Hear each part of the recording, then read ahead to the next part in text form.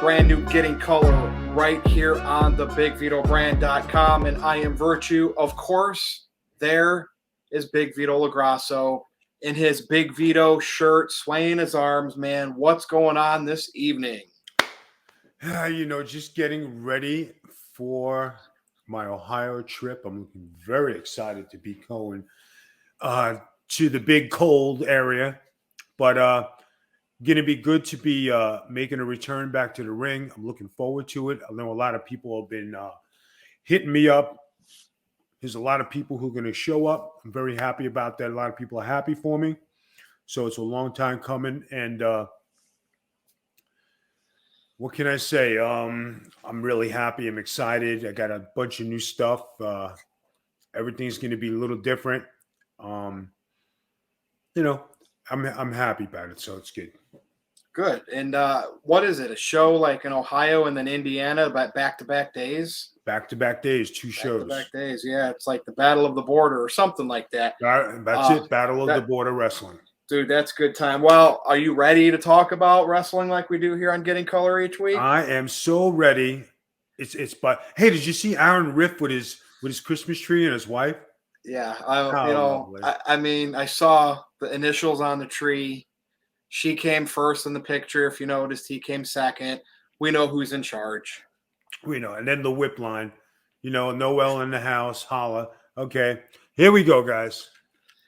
So let's start with this topic because this is kind of an ongoing one, and we talked about this last week. But SmackDown Friday night, Brock Lesnar did come back, and as I thought, the whole Sami Zayn thing was a joke. He got squashed, done, it's over with. So the Roman match with Brock is now set for day one, January 1st. Okay. Not the Royal Rumble. So this is very interesting, Vito. I need you to break this down for me. Is this going to linger on? Because you know what happened in Saudi Arabia, right? With Heyman throwing the belt in the middle, making them choose. I could see this day one thing kind of continue that saga. Then they do it again at the Royal Rumble. Okay. What does this mean for WrestleMania? Obviously we've thrown names for Roman Reigns or Brock Lesnar. Will they take the title from Roman? We got guys like The Rock we just don't know about. The Goldberg-Roman Reigns match never happened. That could be a possibility. But the Brock thing is happening pretty quickly now. Is this just linger? Are they going to get this story done for both of these guys to move in a different direction? Or is this going to be something that just continues to build and build and build? Guys, Roman Reigns has fought everybody, done everything as a champion, has had the longest reign. There's nothing more for him to do, and there's nobody else for him to play with in the playpen. So we're going to have a new champion. Brock Lesnar is going to be a new champion. Roman Reigns is going to need time off. And everybody's hoping and praying The Rock comes back. It's a novelty. If it happens, it happens. It doesn't, it doesn't. But you can't guarantee it. You're praying, there's nothing against anybody. But who would you want to see? If you had to see somebody come back, would you like to see Batista come back? Would you like to see The Undertaker again? Would you like to see John Cena? I don't know. You tell me what we can do with that. Well, if Brock wins the title and Roman takes some time off, obviously that could set up, if they don't have The Rock, if they don't want to do the Goldberg-Roman Reigns match, they could obviously set up Roman returning after his time off for WrestleMania. But what would Brock do in the meantime? Now, yeah, we know he's limited appearances, and he won't be on every show, but the Royal Rumble would be after that. What do they have for Brock on SmackDown if Roman goes? It's like the reverse question. What do they have for Roman? What would they have for Brock? On SmackDown especially. I'd have to do some digging, man. McIntyre. Drew. No. But that's who they have. They could heat up Jinder Mahal. But Brock doesn't want to wrestle him, and neither does Paul Heyman. Remember, Drew beat Brock right at that pandemic WrestleMania. That's WWE. They go right back to the well with that. That's what I think. I think so, but you know what? Brock does have two opponents. He's got the Uso brothers. Could run a program with them. and with Roman's absence, that's true. And that's if Roman I mean, we don't know what they're going to do, right? They could have some shenanigans again, which keeps Brock chasing, and then he'll have to enter the Royal Rumble. I mean, we don't know. I don't see them playing that game. I just see them putting an end to it. You know, babyface chases the heel. Here is the climax. The heel won the first time. Babyface is going to end the chase. You know me, I'm going to be stubborn. I'm going to say Roman. We're not going to go beyond January 1st because we can only go with what's next. So, and I know it's early. We've had fun with this. I'm going to say they're going to keep it on Reigns. I don't know how, but yeah, that's what I'm going to go with. But we'll see. I mean, it makes it fun. Like you keep saying they're going to put it on Brock, and if they do, it's Brock Lesnar. Think I'll be mad about that? No. It's like the former UFC champion, Vito. You know? No shame. What do you got? Yeah. What's next on deck? All right, so we'll move on from that. Now, this is what's happened. You were a tag team champion. Right. What the hell has happened to tag team wrestling? And I'm saying this because, and I know this list, it doesn't mean much, but they do base it on kayfabe and how they're booked. The PWI list for tag teams have come out for 2021. And I'm only going to list you a few names here. Usos came in at number 4. And again, I don't think they were together that whole year. Remember, they were just kind of Jimmy came back and they slowly put them together and then they won the title. Lucha Brothers are number 2, the current AEW tag champs. And the Young Bucks are number 1. And that's where I'm scratching my head. Vito, is this what tag team wrestling has become, a spot fest? I just remember how it was. You have to explain this to me because it's just ugly to me. Well, I'm going to tell you, right? The PWI is a fixed gimmick thing. Dave Meltzer's over at AEW. Of course, they're going to put their boys number 1. No disrespect to nobody, but you know, if you have the New Day, they were a tag team champion. You know, they were tag team this year. You have the Usos. FTR was number 1 last year. Right. And they ain't even in the top 5 this year. And it's based on booking. But if that's the case, how did AEW screw that one up? I don't know. All I can tell you guys is Dave Meltzer's over there at AEW, respectfully. Tony Khan is over there running AEW. They're going to put their guys in the PWI rankings. They're going to, it's not legit like it was 20 years ago. So it's more of a brand thing. It's a showboat thing. It's a finagling thing. There are some guys who are deserving to be in the top 10. Yes. But is it an honest, acclamation of what you're doing? I don't know. But so tell me what happened. So, okay, we can say, all right, AEW, their tag teams are listed. They still take it seriously. Right. You remember WCW took tag team wrestling seriously. Yep. WWF used to. What's in Vince McMahon's mind to where he really doesn't take it seriously? Now, we still have like Usos, the New Day. He'll put a team together short term like Riddle and Orton. But it just doesn't have that consistency of like your Legion of Doom, the Hart Foundation, the British Bulldogs. You know where I'm going at with that.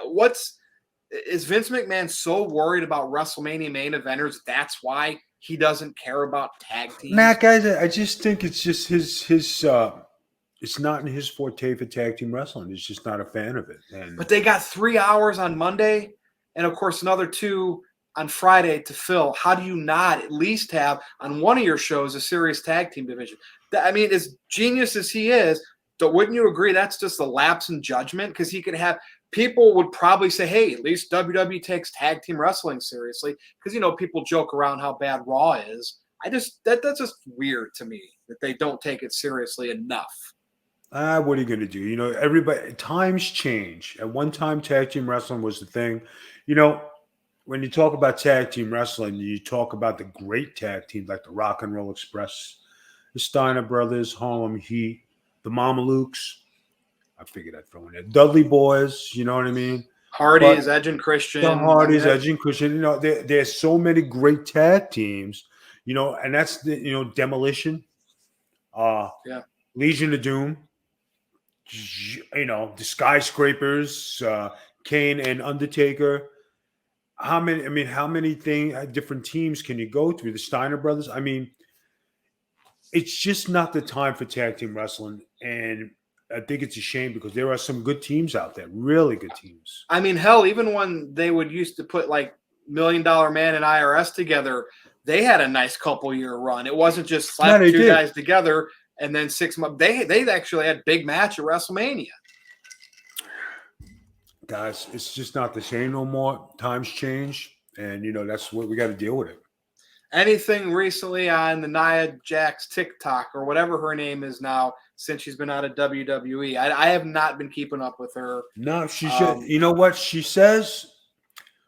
The rumor has it she's not wrestling anymore. She's going to go on to other things, which is cool for her. And like I said, guys, like me getting on her and burying her about her TikTok when she's trying to be a heel, that was all just work related. But in all, she's a very nice lady. And, she has a good heart. She wants to do other things. Great for her. Do I see her wrestling anyplace else? No. The only place for her is WWE. A lot of people have that stigma. But if she goes on and does great things outside the business, better for her. What do you think the biggest name that will end up that's currently a free agent? I mean, I know we've talked about Kevin Owens. He's still in WWE, so until he's not. But of the free agents, do you expect to see anybody show up somewhere soon? Or are we just kind of like in a stagnant period because the big names that like Bray, we know he's working on a Hollywood project. Strowman's getting in great shape, but I don't know what he's doing. I don't know. When we talk about, newcomers in tag team wrestling and women's tag team wrestling, mid-carders, Nia Jax would be an awesome plus-size model. She's a full-figured lady. She might have done that before. I think but she did. Yeah, I think she did. I mean, she's a pretty lady. There's no question about it. She definitely has some sex appeal. And you know what? Bray Wyatt going somewhere, he might wind up back in the WWE because they don't have nobody. Yeah, and of course they would get him back at a cheaper rate, but we'll see how that goes. Before we move on to the next topic, anything on Vito's mind this week? Anything that you surfed up on the web or your phone to talk about wrestling-wise that I missed? If not, we can go right to the next topic, but I always like to ask you. I seen a match with CM Punk this week. He was with CJ O'Doyle. Or is that his name? TJ O'Doyle. Was it a one-on-one? Yeah, one-on-one. Gosh, I can't remember who it was. And he's the guy who fought the Big Show.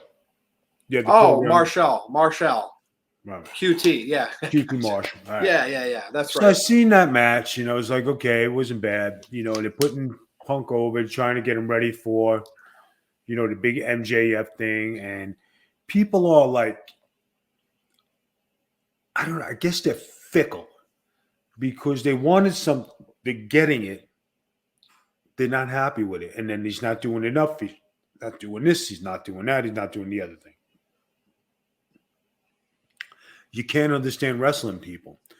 Like I said, AEW's got a lot of quality people there, a lot of good workers, a lot of good people in the back. It's a good cult following, in my opinion. It's a larger ECW. Yeah. And they're holding their own. I mean, are they a million viewers every week? No. Are they, at least 500,000? Yeah. So I mean, I just think that they just need time to grow and get a better handle on how they want to hit the TV and push their certain people, Like I said, I got nothing against Darby Allin or, and nothing like that. He's probably a very nice guy. He's getting the push of a lifetime with Sting. I just have a hard time believing that Billy Gunn lost to Darby Allin on one move. It makes no sense. And then you come back with Sting and Billy Gunn. He already lost once. He only lose twice. How many times can you beat a guy? There's some holes for sure. I mean, if they're slow rolling some of their big matches, I get it because they only have what 4 or 5 big pay-per-views. They don't run them every month, so they're just trying to get through their TVs. They got all those YouTube shows. This brings me to the. One Well, thing, go ahead. one thing we don't talk about is the NWA, right? And they seem to be like chugging along and doing something like Memphis style in the small studio. Yep. I know they just ran a pay-per-view. I don't know the results or anything, but I always see them pop up and they're keeping a steady flow. I think Matt Cardona showed up there. Yeah, he did. Max Yeah. Cardona showed up. He injured the Pope. I mean, Billy Corgan presents it very well. It's that old school Atlanta, Memphis, like you said, studio wrestling. It's obviously that's a niche, but it's not bad. No, it's not bad. I think that it can be something. I hope that they stay where they are and don't try to elevate, because if you stay like this, right, you always got a place. Once you start to try to rise and compete, you're gonna fucking dump. That's just like point. AEW, right? Yep. If they would just worry about them and not mention the WWE and their promos, and the guys mention WWE, half of them, 3/4 of them never even work for them, and they're burying them. I don't know. That's true. And of course, this brings me up, speaking of both companies. So, this is an on-screen thing, not a behind-the-stage politics thing. But when we think of power couples in wrestling, Stephanie and Triple H come to mind. They maybe could have done something with Cena and Nikki, when they were still a thing. I know they did a little proposal thing. We know how that ended. But we really don't have them. I mean, we had Savage and Liz. I would consider that a power couple. When I say power couple, I mean people get emotionally invested into them, not the politics backstage. Okay. And I see two right now. One is like, I don't know what's happening, but they could be Stephanie and Triple H 2.0. And then I see another one developing, and I want your thoughts on both of them. The first one is going to be Cody and Brandy. For some reason, that AEW fan base does not like Cody. They definitely don't like Brandy. So there you have them. In WWE, both on the same show, both wearing like Liberace type stuff, wardrobe-wise, gear-wise. Mm-hmm. Yet one's a champion, one could be a champion soon, Seth and Becky. And I bring them up because WWE's treated them well. Becky came back from, pregnancy, won the title right away. Seth actually got pushed to the title before Roman when the Shield broke up. Right. If you go back to WrestleMania 31. These are two power couples on screen. Do you see either one of these making money for the companies, or is this more like, no, it's just we know about their relationships and it's what the reality TV for Cody and Brandy, and then we just know what we see and what we hear from the dirt sheets on Seth and Becky? I think money could be made. I'll let you know who I think, which group more, but I want your thoughts on these. All right, guys. I think that the power couple thing is overrated. It's passé. It's not like it used to be, okay? All of a sudden, like you are invested because everybody is a couple now. Let's take and save though, if don't mention the one girl because that's our main event tonight. There's some hot news. Don't mention the woo yet. No. I'm gonna go with Rusev and Lana, right? Yeah, and there you go. Could have been huge. Could have been, right? Mm-hmm. But it wasn't. Now you have Brandy and Cody. Me personally, watching the last thing with the burning table, you're trying too hard you're trying, oh my God, so hard to get over. It's non-believable. Instead of just being normal babyface people, you saw Charlotte Flair and just broke up with her fiance. Yeah, and we're going to talk about that shortly. Okay. Then you talk about Becky Lynch and Rollins. They really don't interact, and they're not a power couple. They're two separate careers working for a company. Could they though? Could you know how they love to exploit that stuff in WWE? I would hope not, because they have a child, and I don't think it's right. But there was another power couple who was on the brink of success, and they stripped them so bad. That's Karrion Kross and his wife. I wasn't to mention them, but I'm glad you did. When you talk about couples, that guy, I don't know who he pissed off or who his wife pissed off, but they went from superstardom, like they had a rocket in their pocket, and then they got nothing. They're making okay on the outside, but there was what you see is what you get. What was to say? Let's take. Oh, who the hell could we take? Let's say Sami Zayn, and say for some strange reason that would make me throw up, he got with Dana Brooke. Right? Would that be considered a power couple or a couple of nausea? Well, they'd have to push them. I mean, you Right. know what I mean? In a major storyline. Now, you have another couple that nobody talks about. That's Carmella and the announcer kid, Corey right? Graves. And they are not doing. They are two separate entities. They are two separate people. So, is the power couple thing real? Melina. Well, Vito, Melina and John Morrison were together at one time. That wasn't a power. They were fashionable, but there's a whole different story on there behind there that I will respectfully not talk about. But you talk about something that was upfront. It was good, right? I mean, then you had Natalie Tyson. That could have been, but it was too separate. It's got to be two strong personalities working for the same thing and people believe in.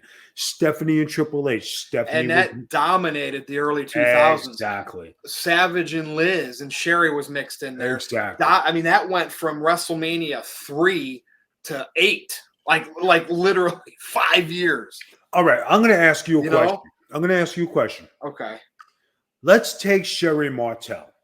Okay. Yeah. Beautiful lady, good human being, great on the stick, a good manager. If you had to say power couple for Sherry Martel, who would you put her with in her career? Who was the power couple?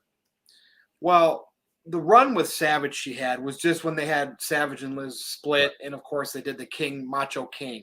Right. So people would immediately think that. But I mean, she was with Harlem Heat and WCW. She was with Shawn Michaels.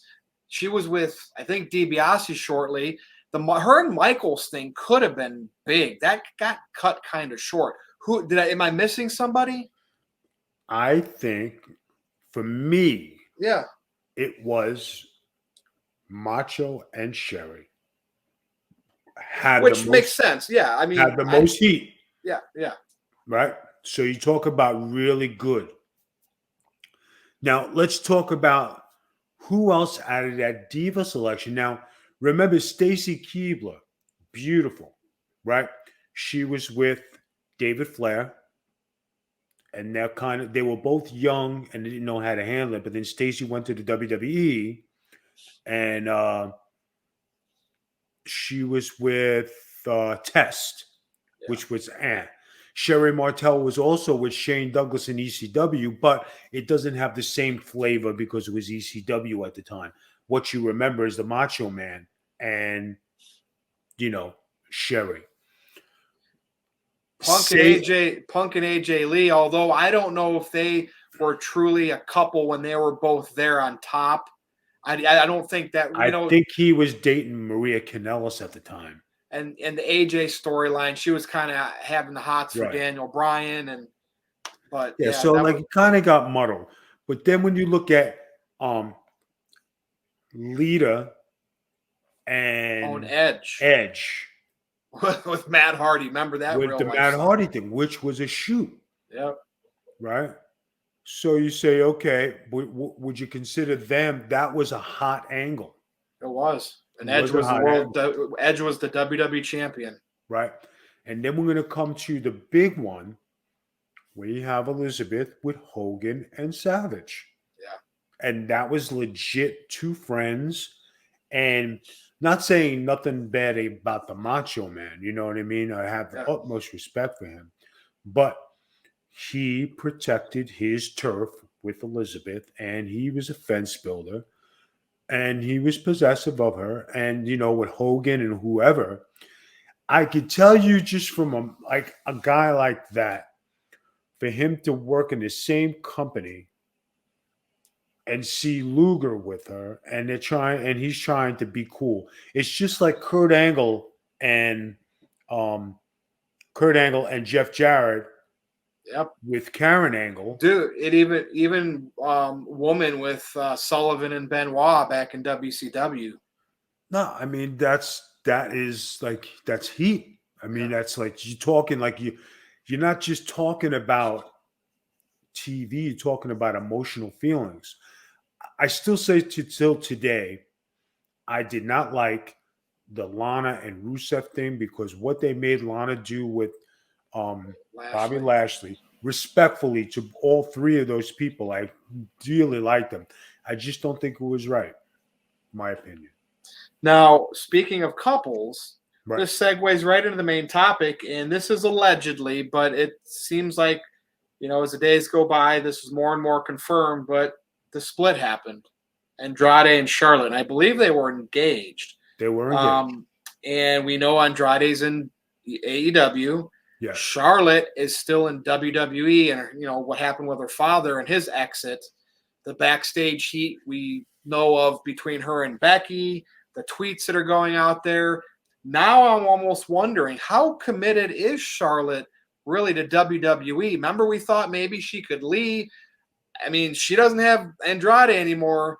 I think Charlotte's still all in, with no pun intended, with WWE, and eventually being the one, even before John Cena or Randy Orton, to break her father's 16 time within the WWE bubble as a main world champion. And when I see this, you feel sad. Okay, whatever, relationships, you move on, you find someone else. I'm looking at it as this means now Charlotte can get her focus back. I don't know how you view this, if it's true. I view it as her getting her focus back, and when you're manipulated and you got your heart someplace. Sometimes you ever hear the song "When a Man Loves a Woman"? Yes, great song. Right, great song, but it has a lot of meaning. It's the truth. It's the same when a woman loves a man. You know what I mean? You don't see nothing, you don't do nothing. You're blind. And in this scenario, her taking the pictures with the AEW hats, and then her showing up in Mexico skipping a house show. Remember Paige and Del Rio and all that? I was just gonna say that, right? Paige, who had a rocket in her pocket, and then she got messed up emotionally with El Diablo over there, and it was very sad. Now, her career has, it went up and it stayed up and it's still there. His career down the tubes, tried to do something else down the tubes. He's got legal stuff he's battling. Legal stuff he's doing. And he keeps saying he's going back to the WWE. I don't see it. But you never know. So, yeah, and with Paige, I don't know if she'll wrestle again, but I just see this is that opportunity now. Charlotte will continue her Hall of Fame career.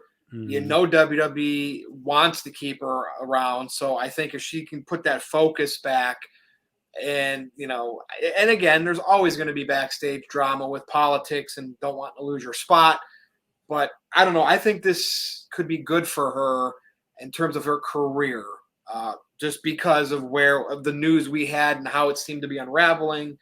But she might stay at the top in WWE for a very long time. And those little things of us thinking she could eventually leave and go join Andrade, not anymore. Just my opinion. I wanted to bring that up, see what you thought. You did. And I got a question in the chat. They said, Vito, not related question, but have you been to Old Town lately? I have not. Miss Noel has been under the weather for the past 3 months. She's been very sick. So we have our good days and bad days. So we're trying to, maneuver and do some stuff to where we're going to get back to Old Town. Um, we'll get there soon. But thank you very much for asking. We have a lot of great people in the chat. I want to thank them for participating. And Virtue, what are your final thoughts for today? That's it, man. You know how it is going forward. I mean, we get Raw Monday nights, NXT 2.0 Tuesday nights, Dynamite Wednesday, whatever's on Thursday, Friday night SmackDown. You know what I haven't noticed? You know what I've What's noticed? That Tony D'Angelo, the guy over there at NXT, Yeah, the 2.0. he hasn't been doing much lately. No. But again, well, maybe this is an end of year thing. They do have War Games coming up, and he might not have been part of anything big for War Games. So, they were probably just hyping up all the people in those matches. Remember when I said he was out there, they put him out there, everybody cloned him as a big Vito, right? Yep. And if he had somebody with him, just for say if I was with him, to it would bring some legitimacy to it. But then all of a sudden his vignettes stop. I haven't heard nothing from TikTok Nation, nothing. I was just thinking about it. I says, that's kind of odd. Maybe they were listening to me. Oh, and by the way, I see these guys just keep creeping and creeping up and up and up. Like we know Big Cass XL, he has been working with Impact Wrestling, plus some indie promotions. Enzo's now doing some MLW stuff. I'm telling you, these guys are working their way back through the indies, man. It's a prime opportunity. If you want to sell some merchandise, have some promos, some flashy personality on your TV. We didn't talk about them earlier when we talked about free agents. Enzo and Cass, man. Somebody has to. Enzo Cass, Big Vito. I don't know. It looks good to me. We'll see. Dude, I'll pop if I see them back in one of the big promotions. Anyway, any last closing words for you, or I'll close the show? Nothing. You can close the show. Thank you, everybody, for your support. I greatly appreciate it. Guys, hit the like button, subscribe to Patreon, do your stuff. Virtue, take it away. Follow Big Vito over on Twitter at the Big Vito Brand. You can follow me at NoDQ_Virtue. Be sure to check out the Patreon on patreon.com/BigVMafia. But this has been Getting Color right here on the Big Vito Brand. That is a former WCW hardcore and tag team champion, Big Vito LaGrasso, the man that almost got killed in where? Nepal, but survived and is here. We will be back again next time right here on Getting Color. We will see you. Good evening, morning, noon, whatever. We'll see you next time.